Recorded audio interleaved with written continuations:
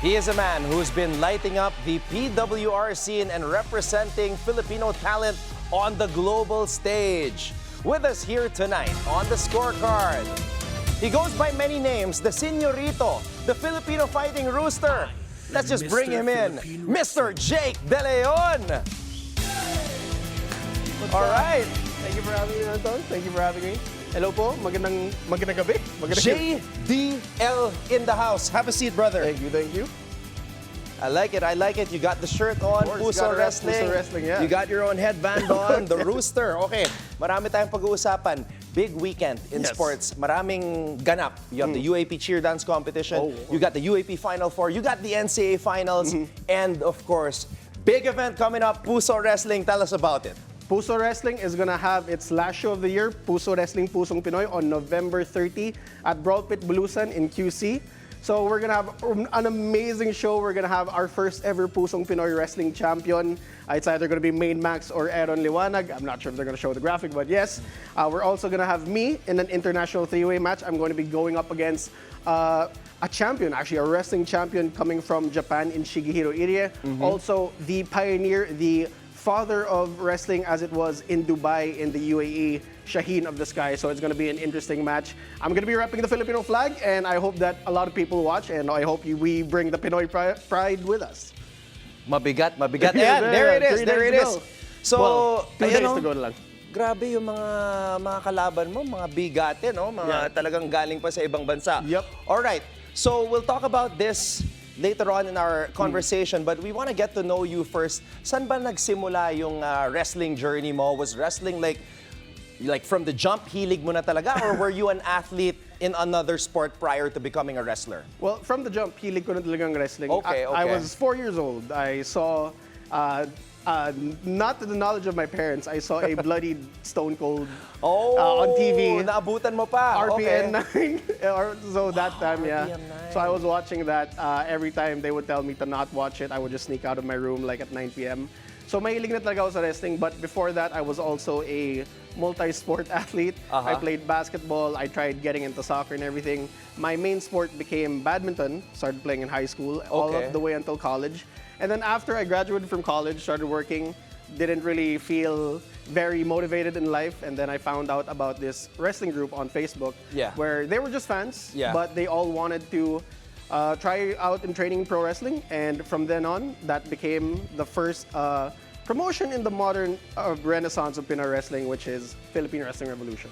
Philippine Wrestling Revolution. Yes. So that was 10 years ago. 10 years Tama ba? ago, 10 years ago. Kasi I saw one of your videos, you were explaining that this year is the anniversary, 10-year anniversary of the Renaissance with regards to Filipino wrestling. Yes. And that is the main reason why you're inviting everybody to check out Puso Wrestling happening this Saturday to find out what it's all about. Yeah, I wanted to invite a lot of people who maybe don't know yet about Pinoy wrestling or want to know about Pinoy wrestling and Puso wrestling in general.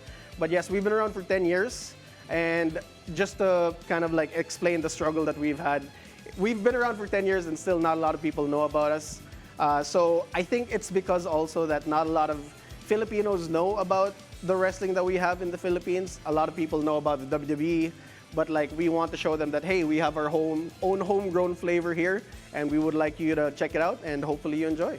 We're looking at some of your highlights here. Yung damit mo, I see some influences with regards to basketball. Like that's a jersey you're wearing, right? Yeah. Okay, Lakers font pa tas may number. Tapos ito naman, bomber jacket. So, talk about your personality with regards to being a wrestler. How did you build this up? Kasi nga, as I mentioned in the intro, you have many names. Mr. Señorito, the Filipino Fighting Rooster. Paano ba nag-evolve itong character ni Jake De Leon? Well, just to answer your question first about the basketball jersey and the varsity jacket. As you know, I'm an athlete, but I'm also a very big basketball fan. I'm a Lakers fan, so that's why it's a Lakers fan. I'm a huge Kobe fan. But also beyond that, beyond the color scheme and also the things I wear, if you see on some of my gear also, there's a lot of chicken, there's a lot of mascara masks. Yes. That's also because I'm from Bacolod, so shout out to all my fellow Bacolod nuns, my fellow Ilonggos. So I represent the chicken, which is basically is a big part of like Filipino culture, and more than just being a source of food, a source of protein. The chicken is also like a representation of our machismo in a way. because of all the cockfighting and everything, but also that's just to show my pride as a Filipino fighter, where I will not give up even though kung talo ako, maging tinola ako, but if I win, I carry that pride everywhere. Sorry nagulat lang ako sa pinalabas doon. Tino-torture mo yung babae. Yeah. So in Pinoy wrestling, and in Puso wrestling, we are very much open to the fact of like intergender pro wrestling, because it started off early because we didn't have a lot of women back then. But now Puso wrestling is proud to kind of boast that we are the biggest female roster in Southeast Asia. We have 5 amazing female competitors right now. We have Super P, Joya, Chelsea Marie, Crystal, and also Patricia Ligaya. So we're all just like, I'd like to say that Puso wrestling is on the forefront of wanting to have more women in the pro wrestling scene, especially around Southeast Asia. So we're very proud of that fact. But yes, when we started on, there weren't a lot of like other women. So like the men, obviously, and the women would get in there, and like they would also challenge the men a lot. So yeah, we are very much for that equality, so to speak. Super P was here a couple episodes back, tapos yun nga, nakakabilib na may gauntlet match na with so many women wrestling. So you have the belt right there. Based on a jeepney? Yeah, that was based on a jeepney. Okay. From the now defunct Manila Wrestling Federation. They're not around anymore. But yes, that's how we show how Pinoy we are. In Puso wrestling and in MWF back then, we wanted to show off our pride as Pinoy people, Pinoy wrestlers. So a lot of our elements, if you watch the show, if you watch like an event, you'll see a lot of our characters are very much based off of like Pinoy references. So we have people like Fabio Makisig, who's maangas, who like he feels like he's from the streets. We have Nigel San Jose, who's a breakdancer, but also like because of that breakdancing background, has a very strong lower body and can like suplex everyone around. Obviously, we have Super P, we have El Catiponero, a lot of different characters that we have all scream how proud we are of being Filipino. So you mentioned Stone Cold Steve Austin, but with your look, this is not an Austin persona. No. Kanino ka pinaka na-influence pagdating sa wrestling on the international scene? In terms of like my influence, my main influence is a current WWE wrestler is AJ Styles. AJ Styles. So okay. Again, like being young and like watching TV, like I'm not sure if like Star Sports is still around, but like I was able to watch TNA back then, and then that's where I found out about AJ Styles. Okay. Up until now, like I watch a lot of AJ Styles matches. Is still a big influence, but also I was influenced by many other wrestlers. I was influenced by The Rock, obviously. I was influenced by John Cena. I was influenced by Rob Van Dam.